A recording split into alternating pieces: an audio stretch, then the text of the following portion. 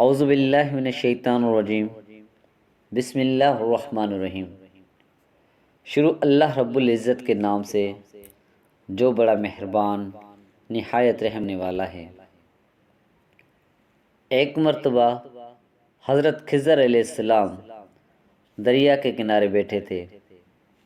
اتنے میں کسی سائل نے آ کر ان سے سوال کیا کہ میں آپ سے اللہ کے واسطے سوال کرتا ہوں، مجھے عنایت فرمائیں۔ یہ سن کر حضرت خضر علیہ السلام پر بے ہوشی طاری ہو گئی۔ جب کچھ ہوش ہوا تو فرمانے لگے، بھائی میں تو صرف اپنی جان اور مال کا مالک ہوں، تم نے مجھ سے اللہ کے واسطے سوال کیا ہے، لہٰذا میں اپنی جان اور ذات تمہارے حوالے کرتا ہوں، تم جس طرح چاہو اس کو استعمال میں لاؤ، بازار میں فروخت کر کے اس کی قیمت سے فائدہ اٹھاؤ۔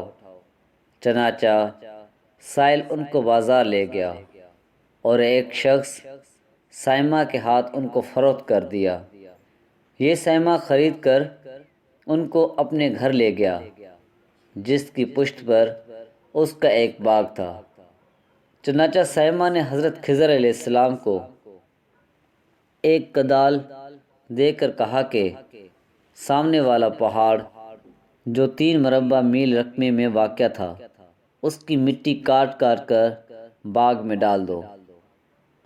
اور یہ حکم دے کر سائمہ اپنی کسی ضرورت سے کہیں چلا گیا اور حضرت خضر علیہ السلام اس پہاڑ سے مٹی کاٹ کاٹ کر باغ میں ڈالنے لگے۔ جب سائمہ گھر واپس آیا تو اس نے گھر والوں سے دریافت کیا کہ تم نے غلام کو کھانا بھی کھلایا یا نہیں؟ گھر والوں نے جواب دیا کہ ہمیں معلوم ہی نہیں غلام کہاں ہیں۔ یہ سن کر سائمہ خود کھانا لے کر باغ میں آیا تو اس نے دیکھا کہ وہ غلام یعنی حضرت خضر علیہ السلام تمام پہاڑ کی مٹی کاٹ کر ڈال چکے تھے اور اپنے کام سے فارغ ہو کر اپنے مولا حقیقی عبادت میں مصروف تھے۔ یہ دیکھ کر ان کو بڑا تعجب ہوا اور اس نے دریافت کیا، یہ تو بتائیے کہ آپ کون ہیں؟ یہ بات سن کر حضرت خضر علیہ السلام پر کچھ بے ہوشی سی طاری ہو گئی اور پھر افاقہ ہونے پر انہوں نے فرمایا کہ بھائی میں خضر ہوں۔ جس کو سن کر سائمہ کے ہوش اڑ گئے کہ تو نے یہ کیا کیا، ان کو غلام بنا کر ایسے کام پر لگایا، یہ تو انتہائی گستاخی ہے۔ پھر یہ سوچنے کے بعد سائمہ نے توبہ کی اور پروردگار سے عذر خواہی کے ساتھ حضرت خضر علیہ السلام کو آزاد کر دیا اور اللہ کی بارگاہ میں عرض کیا کہ اے رب العالمین، مجھ سے اس کا مواخذہ نہ کیجیے گا کیونکہ میں ان کو جانتا نہیں تھا۔ اس کے بعد حضرت خضر علیہ السلام نے دعا فرمائی اور سیدھا شکر بجا لائے کہ اے میرے پروردگار، میں تیرے ہی حق میں غلام بنا اور تیرے ہی حق میں آزاد ہوا، اس پر تیرا شکر گزار ہوں۔ بعد ازاں واپسی کی اجازت لے کر جب دریا پر واپس آئے تو دیکھا ایک شخص کھڑا دعا مانگ رہا ہے کہ اے میرے رب، حضرت خضر علیہ السلام کو غلامی سے رہائی عطا فرما دے اور ان کی توبہ قبول فرما لے۔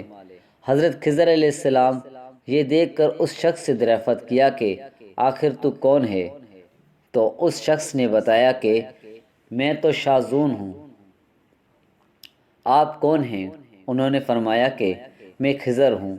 اس کے بعد شاذون نے کہا، اے خضر علیہ السلام، آپ نے اپنے رہنے کے لیے مکان بنا کر دنیا طلب کی ہے، کیونکہ حضرت خضر علیہ السلام کا دریا کے کنارے پر ایک عبادت خانہ تھا۔ بس یہ سن کر وہ فوراً میدان میں نکل آئے اور وہیں اللہ کی عبادت میں مصروف ہو گئے۔ اس کے بعد حضرت خضر علیہ السلام نے اسی جگہ پر ایک درخت لگایا اور اس کے سائے میں عبادت شروع کر دی تو آواز آئی، اے خضر، جب تم نے درخت کے سائے میں سجدہ کیا تو تم نے دنیا کو آخرت پر ترجیح دی۔ پھر فرمان ہوا، مجھے اپنی ذات اور جلال کی قسم ہے مجھے دنیا کی محبت میں رضامندی نہیں۔ اس کے بعد حضرت خضر علیہ السلام نے شاذون فرشتے سے کہا کہ اے شاذون، دعا کرو کہ اللہ تعالیٰ میری توبہ قبول فرمائے۔ چنانچہ شاذون نے دعا کی اور اللہ نے شاذون کی برکت سے حضرت خضر علیہ السلام کی دعا کو قبول فرمایا۔ خدا کے برگزیدہ بندے اسی حالت میں رہتے ہیں جو اللہ کو منظور ہے۔ بے شک ہماری فلاح بھی اسی میں ہے کہ زندگی کے ہر موڑ پر آنے والے ہر پیچ و خم میں ہم راضی رہیں، اللہ تعالیٰ کی چاہت کو سامنے رکھ کر زندگی گزاریں۔